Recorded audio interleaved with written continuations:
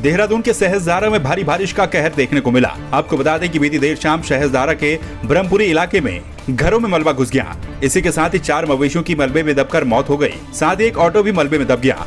सूचना मिलने पर मौके पर पहुंची पुलिस और एसडीआरएफ की टीम ने रेस्क्यू काम शुरू किया।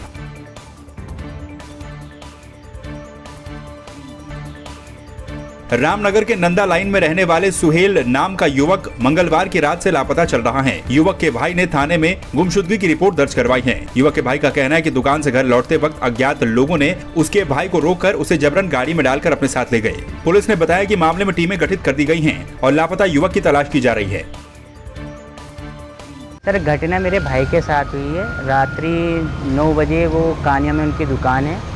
9:16 पर कुछ अज्ञात वाहन और कुछ अज्ञात लोगों ने उनको धक्का दिया और उनको धक्का देके गाड़ी में धकेला गया। और जब से उनका 10 बजे भाभी ने फ़ोन किया, जब से फ़ोन स्विच ऑफ आ रहा है। ना ही उनकी गाड़ी का पता है जो कि प्लेटिना थी, नंबर मुझे याद नहीं है, और भाई भी गायब है। ना ही फ़ोन का पता है, ना ही गाड़ी का पता है। सर, अपहरण की कार्रवाई हो सकती है, लेकिन मैंने अज्ञात में एक रिपोर्ट दी थी 6 बजे थाने में। 6 बजे जो रिपोर्ट दी थी उसमें मैंने 365 में दर्ज कराई थी। अब हो सकता है 300, जब वो अज्ञात है, अब कुछ अज्ञात लोगों ने करा है तो 363 भी हो सकती है, 368 भी हो सकती है। कल एक सुहेल नामक व्यक्ति की गुमशुदगी की तहरीर थाने में प्राप्त हुई थी। उसके भाई जुबैर ने थाने में गुमशुदगी दर्ज कराई थी। गुमशुदगी हमारे द्वारा दर्ज कर विवेचना की जा रही है। कालाडूंगी के ग्राम पवलगढ़ में एक रिजॉर्ट में दिन दहाड़े सहायक शेफ की हत्या से क्षेत्र में दहशत का माहौल बन गया। बताया जा रहा है कि हमलावरों ने सहायक शेफ के शरीर पर चाकू से 35 से ज्यादा बार वार कर मौत के घाट उतार दिया। मौत की खबर सुनते ही मृतक के परिजनों में कोहराम मचा हुआ है। वहीं मौके पर पहुंची पुलिस ने शव को कब्जे में लेकर जांच शुरू कर दी। रिजॉर्ट है, यहाँ पर एक ग्रीशचंद नाम के 54 वर्षीय व्यक्ति की हत्या की गई है, जिसके शरीर पर चाकुओं के कई सारे निशान देखे हैं मैंने। और इसमें हमारी जो पुलिस की टीम है, जो हमारे एसओ कालाडूंगी हैं और हमारे चौकीदार बेलपड़ा और सीओ साहब यहाँ पर मौके पर हैं, उनको निर्देशित किया गया है कि इस हत्याकांड का तुरंत खुलासा किया जाए। और जो भी लीड मिलेगी अब लोगों से बात करके, यहाँ पर जो कर्मचारी हैं उनसे बातचीत की जाएगी, उनसे पूछताछ की जाएगी और उसके आधार पर इसको वर्कआउट किया जाएगा। रामनगर के कॉर्बेट पार्क के झिरना रेंज में देर शाम पहुंचे उत्तर प्रदेश के प्रधान मुख्य वन संरक्षक केपी दुबे ने उत्तर प्रदेश और उत्तराखंड के अधिकारियों की बैठक ली। बैठक में यूपी से कॉर्बेट पार्क में शिकारियों के घुसने की घटनाओं को लेकर केपी दुबे ने यूपी के अधिकारियों को चौकसी बरतने के निर्देश दिए। उन्होंने बताया कि बैठक में दोनों राज्यों के अधिकारियों के द्वारा सामंजस्य स्थापित करने, टेक्नोलॉजी शेयरिंग, एक दूसरे के साथ गश्त करने और सूचनाओं के आदान प्रदान पर चर्चा की गई।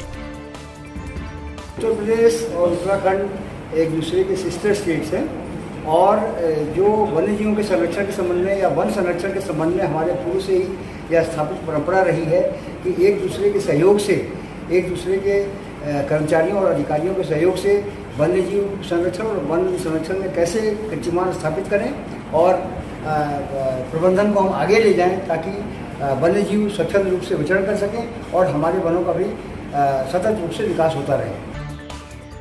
पौड़ी जिले के सतपुली में सीओ सदर प्रेमलाल टमटा ने बुधवार को सतपुली थाने का अर्धवार्षिक निरीक्षण किया। इस दौरान पुलिस कर्मियों के द्वारा उन्हें गार्ड ऑफ ऑनर दिया गया। निरीक्षण के दौरान प्रेमलाल टमटा ने सभी अभिलेखों, शस्त्रों और उपकरणों का निरीक्षण किया। साथ ही उन्होंने पुलिस कर्मियों को शस्त्रों के संबंध में महत्वपूर्ण जानकारियां भी दी। वहीं हंस अस्पताल सतपुली के द्वारा नगर में लगे सीसीटीवी कैमरों की भी सीओ सदर ने सराहना की।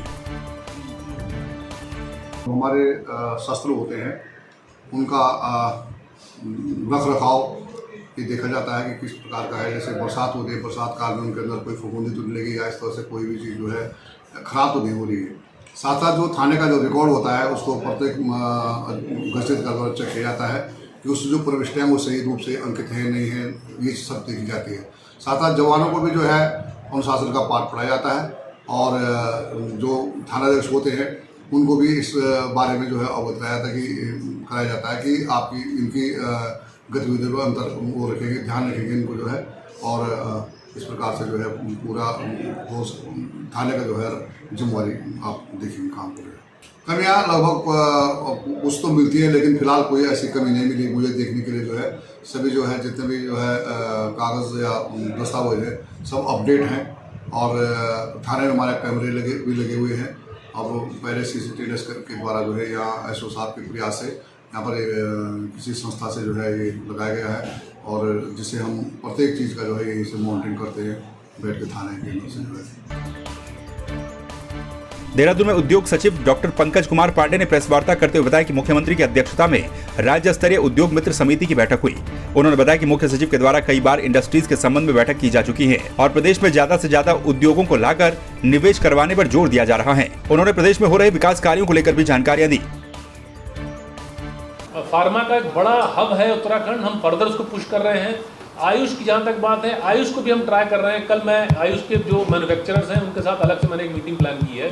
मैं चाह रहा हूँ कि आयुष का जो प्रोडक्शन है मेडिसिन का वो भी बढ़ाया जाए, क्योंकि उत्तराखंड हम आयुष प्रदेश के नाम से कहते हैं, हम जानते हैं, लेकिन इसको इंटरनेशनल लेवल पे भी हम आयुष प्रदेश की तरह से स्थापित करें, तो उसके लिए हम प्रयास कर रहे हैं। तो वो सेक्टर जहाँ पे हमारा स्ट्रेंथ है उसको हम पुश कर रहे हैं। जैसे अरोमा पार्क की बात हमने करी, अरोमा में हमारा स्ट्रेंथ है, बहुत सारे यहाँ एरोमेटिक प्लांट्स पाए जाते हैं, तो हम उसको पुश कर रहे हैं। वो भारत सरकार से सैंक्शन करा लिया हमने।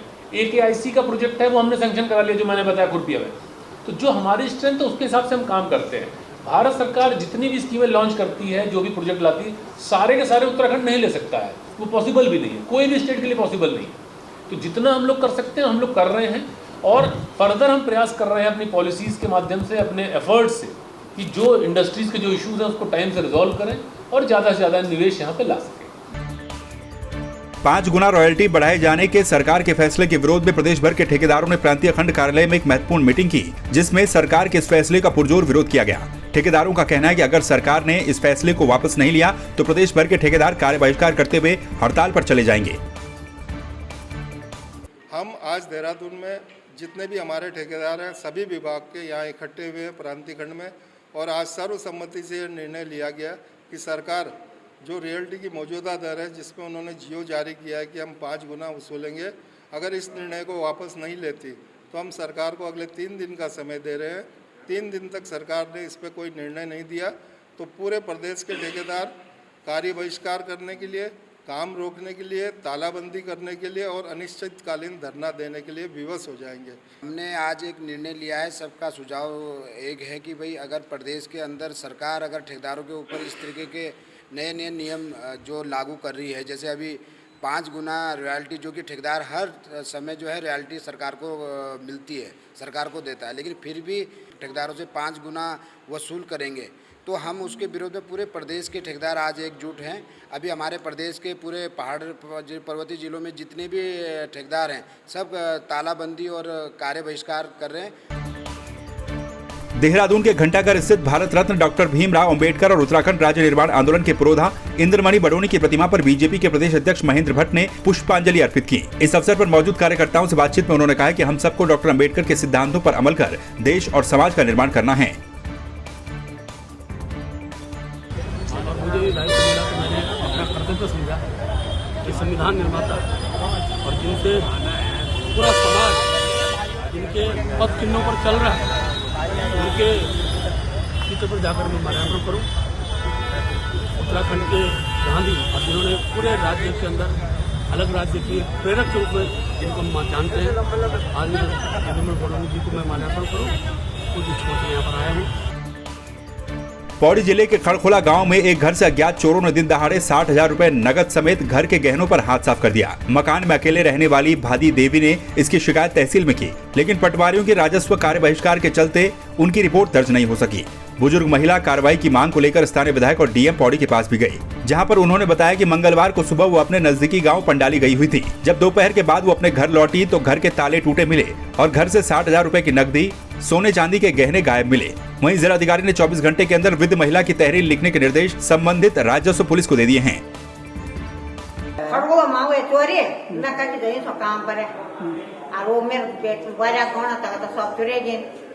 ना लॉकेट छो ना तेली से जुम्मा का मांग के का छो मेरे भी साहब का पहले जमाना है 50-60,000 कैश चढ़े। मैं गौर तो सब ताला तोड़ा कुंडा तोड़ा, ताला भी नहीं तोड़ा। मामला ये जी बनगढ़ कोट ब्लॉक पंडाली के नीचे खड़कोला गांव है। वहाँ कल मतलब 10:30-11 बजे लगभग चोरी, मतलब 2 बजे सुबह 8:30 बजे निकल गए थे घर से और 2 बजे घर पे पहुंचे और घर में देखा कि ताला रूला टूटा हुआ है, अंदर से जो उनके गहने वहने थे, कैश था, सब निकल गए। इससे पहले भी उसी ग्राम सभा में, गैरौल गांव ग्राम सभा के अंतर्गत है, वहाँ पे सैंज स्कूल है, वहाँ भी कुछ शरारती लोगों ने अंदर ताला तोड़ के और वहाँ दस्तावेजों में छेड़छाड़ी करी और वहाँ खाना भी बनाया उन्होंने। उससे पहले बनगढ़ से टुंगर गांव है, वहाँ भी चोरी, 2 घरों में चोरी हुई, 7-8 लाख रुपए की चोरी हुई। लेकिन अब ऐसी यहाँ कोई कंप्लेंट किसको कोई सुनने वाला है ही नहीं।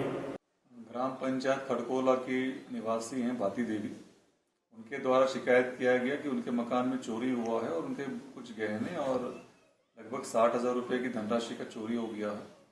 संबंधित पट्टी पटवारी को उसमें मुकदमा दर्ज करने का निर्देश दिया है।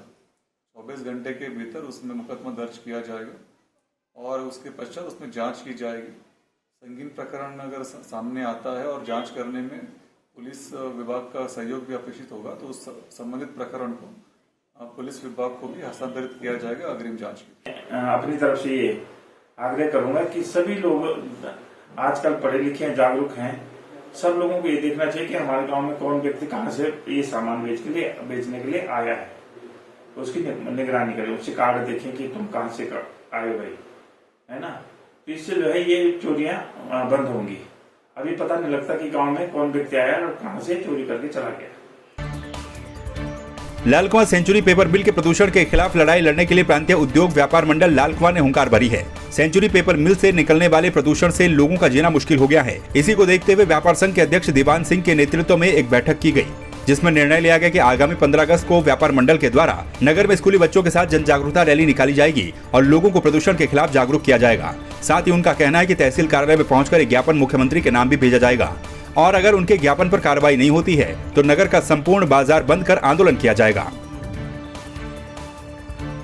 प्रशासन को इस पर ज्ञापन दिया था, उसमें भी अभी कोई कार्रवाई नहीं हुई है और पोल्यूशन से तो लालकुआं पूरा प्रभावित है ही, अपना ग्रामीण क्षेत्र बिंदुखत्ता भी और आसपास का एरिया देखिए, जो जहाँ पर हमारा कार्यालय भी है, यहाँ पर पोल्यूशन की स्थिति ये है कि बिल्कुल साफ़ सफाई और जो यहाँ पर स्कूल में बच्चे पढ़ते हैं, छोटे बच्चे, उनको बहुत प्रभाव पड़ता है इससे पोल्यूशन से, तो उसके लिए सांस लेने में भी दिक्कत होती है। और जिस प्रकार से सेंचुरी यहाँ लोकल में यहाँ पर है, यहाँ युवाओं को रोज़गार मिलना चाहिए, वो भी कोई व्यवस्था नहीं है। और दूसरा, जो लोग वहाँ पर रोज़गार कर रहे थे अभी, उनको निकाल दिया गया और गलत तरीके से उनके साथ जो व्यवहार किया गया है, हम उसकी घोर निंदा करते हैं। रहते हैं और सबसे ज़्यादा प्रदूषण जो है वार्ड नंबर 5 के नागरिकों के ज़्यादा वो है। और क्या कहते हैं, हमको कोई दिक्कत हो जाती है, रात को कोई दिक्कत हो जाती है तो सेंचुरी हमें स्वास्थ्य सुविधा देने में अनाकारी करती है। छत में सो नहीं सकते रात को, इतना कोयला, और ये धुंध देखिए कितनी धुंध आ रही है। और इस पे हम कल व्यापार मंडल पूरा हमारा समर्थन करेगा, जो बेरोजगारों को अभद्रता की गई है उनके खिलाफ, और हो सके तो धरने पर भी बैठा जाएगा। जो आज आप देख रहे हैं लालकुआं शहर की धुंध, वार्ड नंबर 5 पूरा ग्रसित है इससे, प्रदूषण से। और हम 15 अगस्त को स्कूल के बच्चों को, होली ट्रेनिंग पब्लिक स्कूल के बच्चों को लेकर शहर में 15 अगस्त के दिन प्रदूषण के खिलाफ, सेंचुरी के खिलाफ एक शांतिपूर्ण तरीके से रैली निकालेंगे। उसमें प्रशासन को ज्ञापन दिया जाएगा उसके द्वारा। व्यापार मंडल इसकी घोर निंदा करता है।